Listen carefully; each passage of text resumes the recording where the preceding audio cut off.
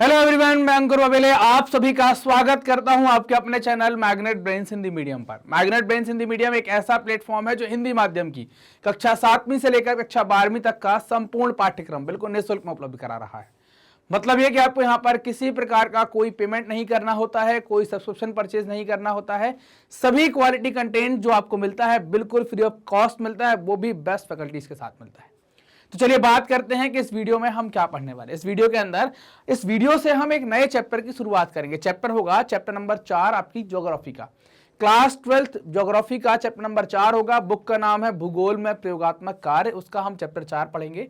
आंकड़ों के प्रक्रमण एवं मानचित्रण में कंप्यूटर का उपयोग, मतलब हम ये देखें कि हम यहाँ पर कंप्यूटर के बारे में एक जनरल सी बात पढ़ने वाले हैं, साथ ही साथ कंप्यूटर का यूटिलाइजेशन देखने वाले हैं कि हम कैसे मैपिंग करते हैं कंप्यूटर के माध्यम से। तो ये जो वीडियो होगा वो इंट्रोडक्टरी टाइप का होगा, परिचय वाला वीडियो आप यहाँ पर देख पाएंगे। परिचय का मतलब कि इस चैप्टर के अंदर हम क्या पढ़ने वाले हैं, कैसे पढ़ने वाले हैं और कौन से वीडियो मिलने वाले हैं, इन सबको लेकर ये वीडियो बनाया जाता है, जिसमें आप सामान्य बातें यहाँ पर जान पाते हैं, परिचय होता है। तो अगर आप देखें यहाँ पर तो हम पाएंगे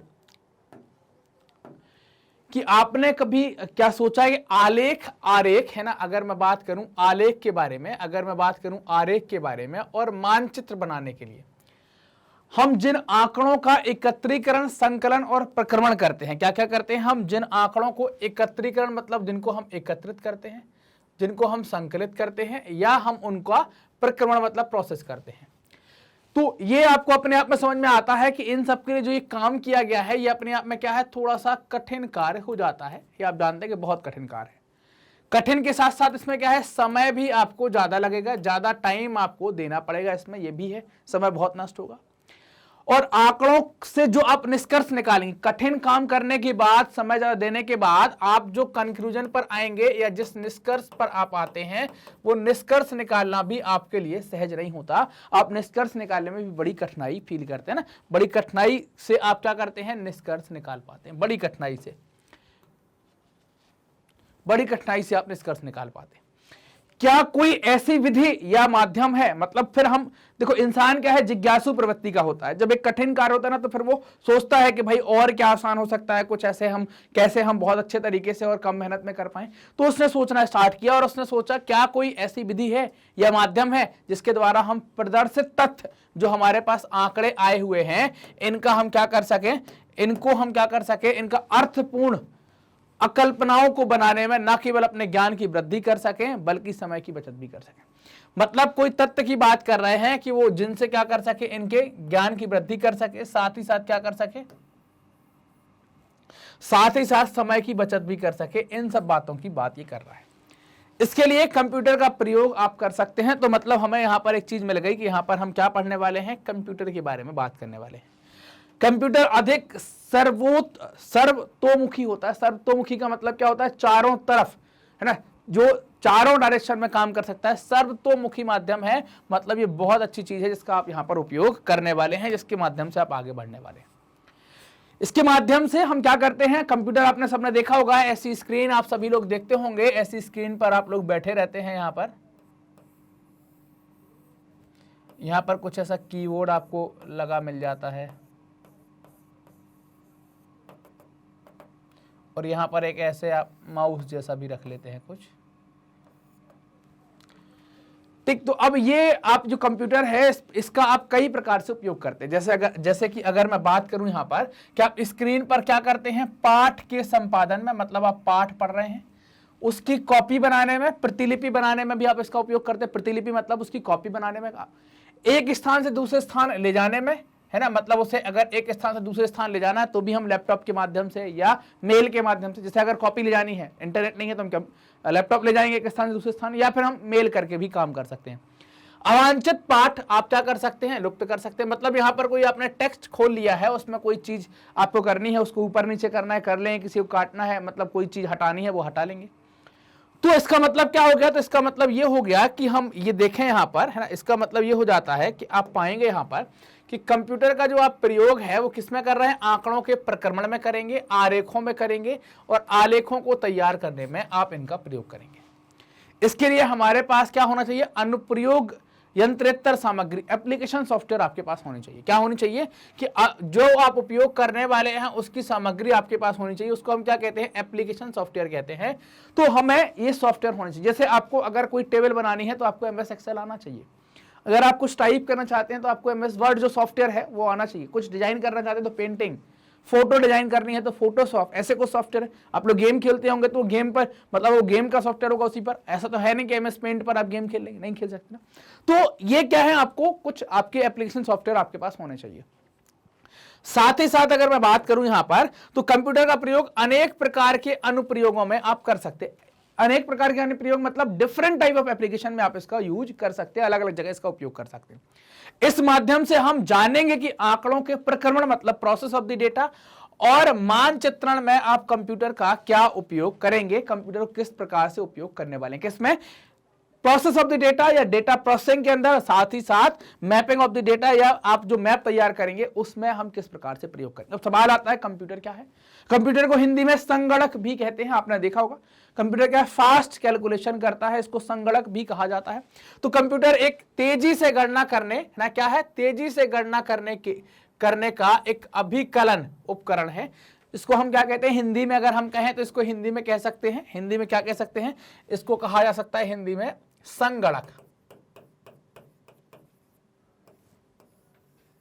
संगणक इसको कहा जाएगा। यह एक इलेक्ट्रॉनिक उपकरण है। कैसा है, इलेक्ट्रॉनिक उपकरण है ना। किस टाइप का, अगर आपसे पूछ लिया तो आपको आसानी से बता पाना चाहिए कैसा उपकरण है ये। इलेक्ट्रॉनिक उपकरण आप देख पा रहे हैं, जो बाहर से निर्देश प्राप्त करता है। मतलब आपको क्या करना पड़ता है, निर्देश प्राप्त करने का मतलब क्या है, यहां पर अगर हम निर्देश प्राप्त करने की बात कर रहे हैं तो आपको यहां पर कुछ इनपुट देने पड़ते हैं। क्या करने पड़ते हैं, कुछ इनपुट या कुछ आपको कमांड देनी पड़ती है। कुछ कमांड आप देंगे यहां पर, तब वो कुछ मामला हो पाएगा। जैसे आप क्लिक करेंगे, अब ये इनपुट किस माध्यम से या कमांड आप किस माध्यम से यहां पर दे पाते हैं।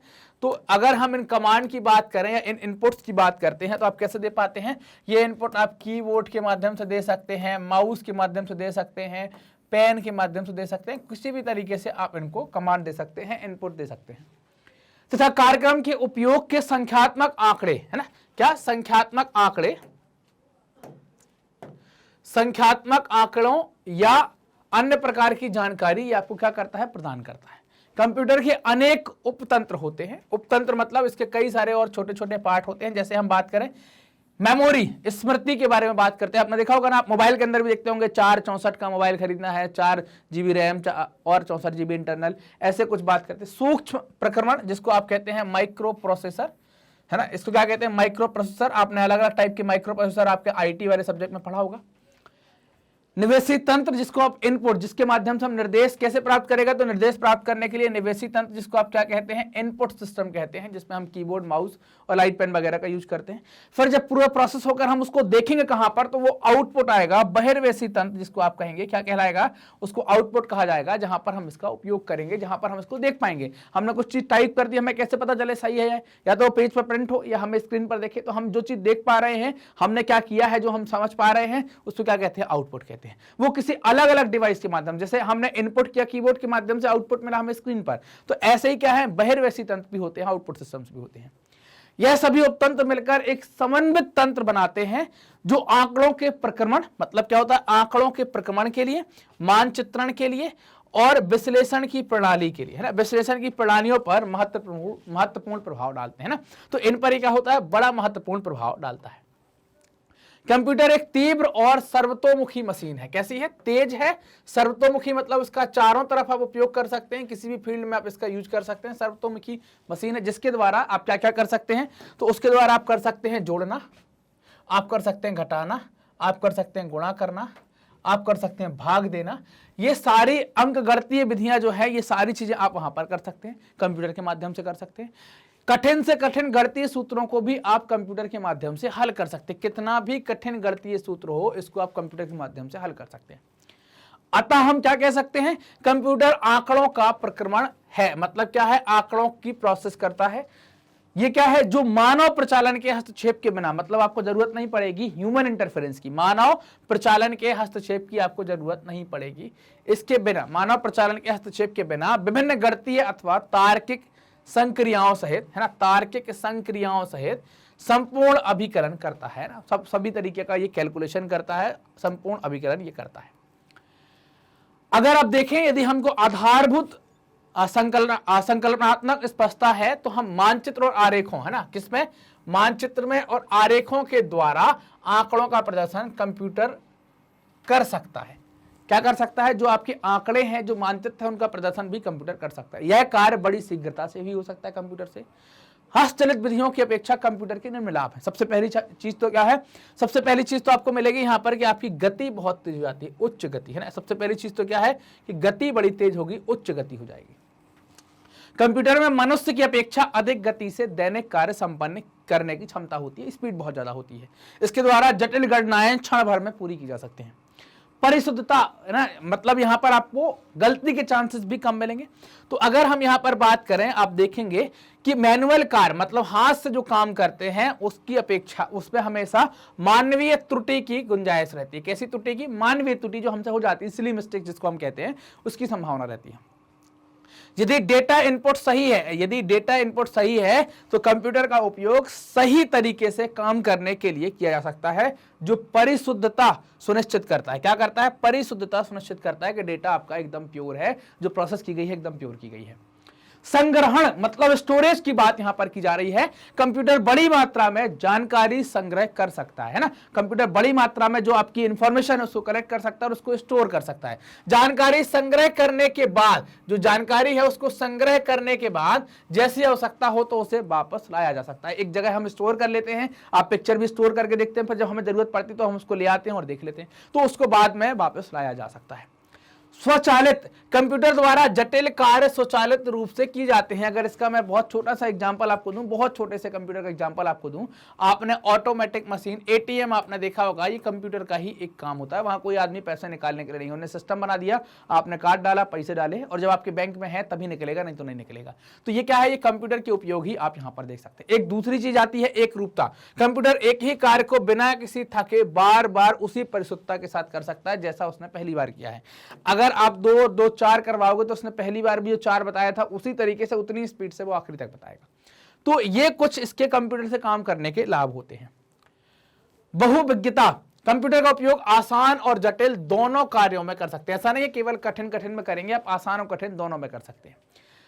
लागत प्रभाविता, कंप्यूटर्स कागजी कार्रवाई और मानवीय प्रयास की मात्रा को घटाता है। कैसे? कागजी कार्रवाई को कम कर देगा और मानवीय प्रयास जो है उसको भी, उसके प्रयास को भी घटाता है। इसमें कंप्यूटर थोड़ा सा फायदेमंद हो जाता है। आंकड़ों के प्रक्रमण एवं मानचित्रण के लिए भी कंप्यूटर के हार्डवेयर और सॉफ्टवेयर दोनों होते हैं और इनका उपयोग किया जाता है, जिनको हम आगे जाकर पढ़ने वाले हैं। हमारे 2 टॉपिक और आपको मिलने वाले हैं जिसमें हम हार्डवेयर के बारे में बात करेंगे और सॉफ्टवेयर के बारे में बात करेंगे। इन दोनों का हम ये भी देखेंगे कैसे हम आलेख, आरेख और मानचित्र में कैसे उपयोग करेंगे। ये सारी बातें हम आगे आने वाले इन 2 वीडियो के अंदर भी देखने वाले हैं। तो ये परिचय वाली बात थी कि कंप्यूटर क्या है, कैसे हम उपयोग करेंगे, कैसे हम देखेंगे और क्या क्या वीडियो हमें और मिलने वाले हैं। मैग्नेट ब्रेन्स अपनी हाई क्वालिटी एजुकेशन के लिए साथ ही साथ निःशुल्क शिक्षा के लिए भी चला जाता है। हम बहुत सारे कोर्स आपको फ्री ऑफ कॉस्ट ऑफर करते हैं। जैसे आप देख पा रहे हैं हमारे टॉप कोर्सेज हैं CBSE English medium, Hindi medium, NTSC, Olympiad, CUT, UP, Bihar board, spoken, ये सब कुछ बिल्कुल फ्री में आपको उपलब्ध कराए जाते हैं। कहाँ मिलेंगे ये वीडियो? हमारे ऑफिशियल यूट्यूब चैनल पर, हमारी वेबसाइट पर, हमारे एप्लीकेशन पर बिल्कुल फ्री में देख सकते हैं।